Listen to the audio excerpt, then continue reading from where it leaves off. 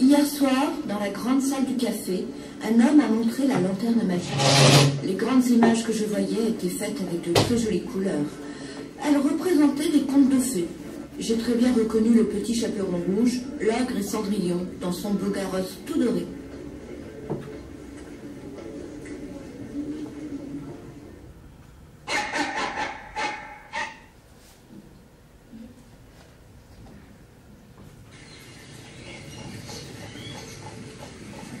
Je reviens à Boissy.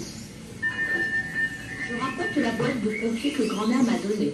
J'ai demandé ce jeu-là parce que l'autre soir, j'ai vu par la fenêtre un grand incendie. Les flammes montaient jusqu'au ciel. La voiture de mes pompiers est toute rouge. Il y a au milieu une échelle. Elle est tirée par 2 chevaux gris. Elle est toute pareille à celle que j'ai vue passer au grand galop dans la rue de Belleville pendant la nuit de l'incendie.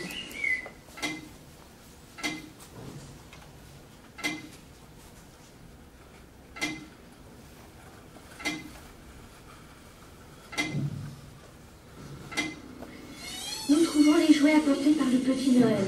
Il ne fait pas encore bien clair et avec la lampe ou la bougie, on ne voit pas bien ce qu'on va trouver. J'ai une très jolie bergerie. C'est un chalet de bois avec un grand fait, un balcon tout autour et un escalier. Les fenêtres ont des volets verts.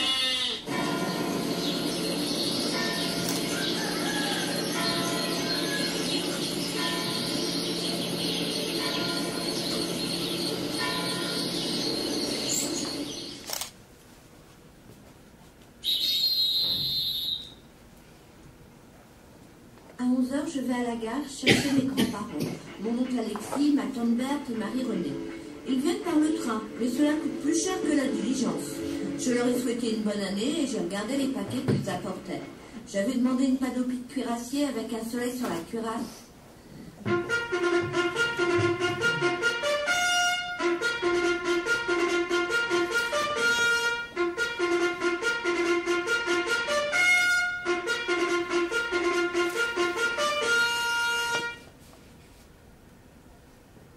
À la maison, j'ai vu que dans le plus gros paquet, il n'y avait qu'un costume de velours. On me l'a fait essayer tout de suite. J'ai pensé que ces étrennes-là étaient plus pour mes parents que pour moi.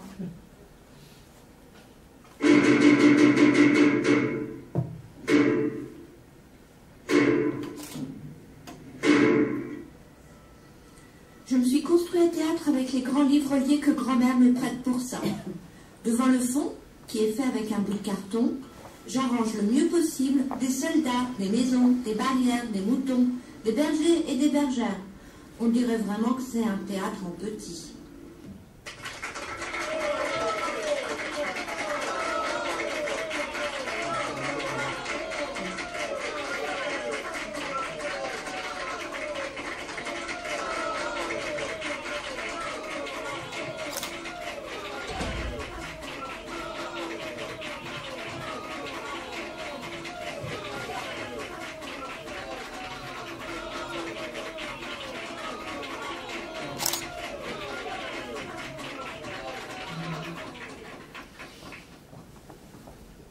Alors, je vais vous montrer la représentation de la tonne originale.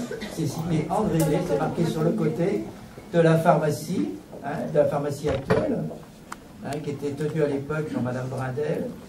Et Monsieur Reynaud a conservé précieusement ce tableau, vraiment très très bien. Donc c'était le dessin qu'on retrouve dans son livre. Et c'est grâce à elle que j'ai découvert ce livre. Je ne vous dis pas quand, parce que c'est vieux. C'est oui, vers les début des années 60, et que j'ai appris ce qu'André Lé avait fait, et ce qu'il était, parce qu'il était complètement oublié, car il ne faut pas oublier que c'était quand même un artiste qui ça. Un artiste qui habitait Paris, qui habitait certainement Paris, et qui avait... Son père était mort à la fin du 19e siècle. Du 19e siècle, c'est ça. Et s'était retiré, je crois, en dehors de Boissy, si mes souvenirs sont bons. Mais c'est tout à fait avant la guerre de 14, de toute façon. Donc je n'ai pas la certitude qu'il a pu revenir par la suite à Boissy-Saint-Léger entre 1900 et puis 1943. Voilà, donc c'était... Je voulais vous préciser quand même des richesses à Boissy-Saint-Léger grâce à des habitants de vieille date qui sont là. On a oui, Madame Reynaud qui est lectrice à la médiathèque, donc qui nous a dit tout ça par rapport à son papa, et puis aussi des personnes de la famille d'André Hellé, donc Catherine Buisson, qui, je ne voudrais pas me tromper, vous êtes l'arrière-petite-nièce, hein, c'est ça? Et Monsieur Michel Dupuis, qui un petit cousin, voilà, arrière-petit-neveu, voilà.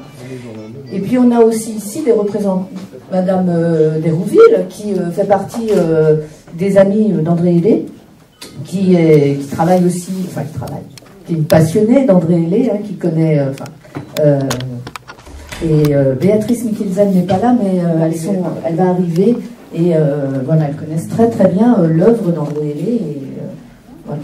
Donc c'est important de vous le souligner.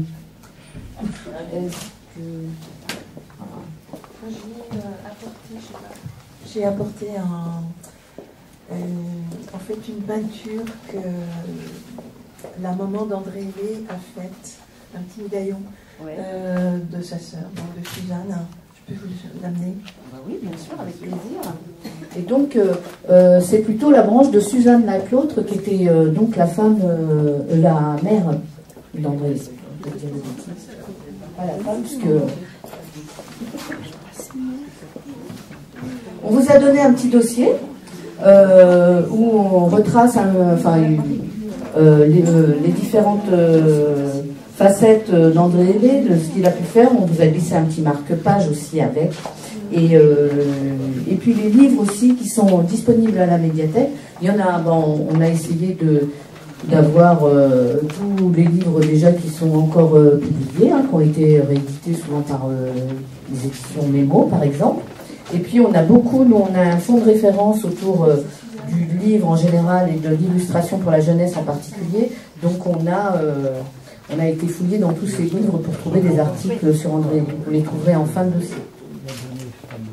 Alors, c'est votre... Non, c'est la sœur d'André. C'est la sœur d'André Hellé.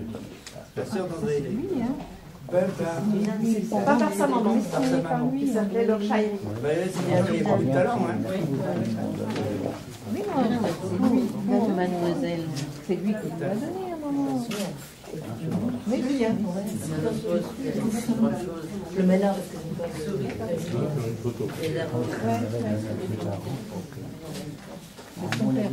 Donc, est-ce qu'il y en a quelques-uns d'entre vous qui ont envie d'intervenir? De toute façon, on va se retrouver de l'autre côté. Donc, je laisse la parole peut-être à Madame Bernardi, où on va se retrouver devant le public.